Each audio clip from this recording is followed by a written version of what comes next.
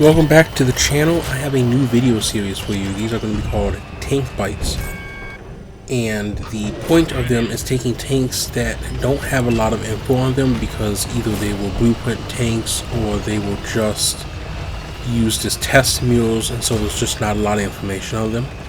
And we're going to do 3 to 4 minutes if I can on them, and then there will be a replay, as you can see in the background, similar to the history deep dives, but just not as long. And I hope to get these out at a more consistent pace. And I thought, what better tank for an inaugural video than the newest Russian top tier tank of the Eastern Alliance, the Object 640 Black Eagle.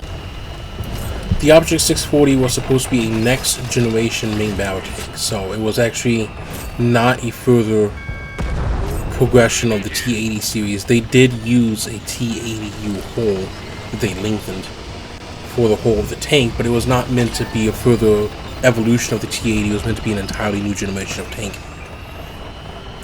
Production started in the 80s, and only 2 were ever spotted, one in 1997 and one in 1999. The company that created the tank, OMSK, went bankrupt in 2002 and the tank was never built. It was deemed too expensive and too evolutionary. They ended up going with the T90M and the T80 BVM, which were much cheaper and were just modifications of existing tanks. Let's talk about some of the notable differences with this tank as compared to the T80s and previous tanks that came before it.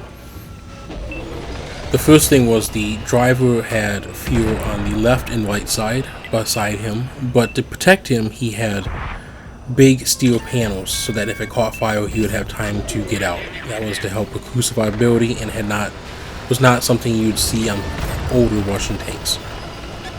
The commander and the gunner were just below the turret, sitting in lowered seating, so that if the turret took a hit and something penetrated the turret, they would be fine and protected. The ammunition was kept in the large bustle you see on the back of the turret, and was fed to the gun through an autoloader system. You could hold 30 or more rounds in the bustle, and because it was an autoloader, there was no crew needed to be up there to load it, which took away a position and made the entire tank much lower to give it that low presence that Russian tanks are so well known for. The front upper plate of the hull was a mixture of ERA and composite armor and was supposed to be very strong, especially against heat rounds and RPG rounds and anti-tank missiles, which they were very concerned with in the 90s and 80s when this tank was being trialed and built. And if that wasn't enough armor, it also had the Shoulder 2 warning and jamming system to help with javelins, RPGs, and it had the Drozd 2 trophy protection system to help with, once again, RPGs and javelins. Now, as we stated at the beginning, this tank was never actually finished or built. The company KBTM went to bankrupt in 2002 and never actually finished this tank. It was going to be too expensive anyway, even if they had got a working model done. But a lot of the more advanced features did get carried over to the T14 Armata, the most recent advanced main battle tank that Russia has shown off. So it was not all for naught. That is all I have for you for this video. Thank you for watching. These are going to, like I said, be shorter videos, 3 to 4 minutes long, just like a quick cursory look at the history of whatever tank we're focusing on. Appreciate you for stopping by, and I will catch you in the next one.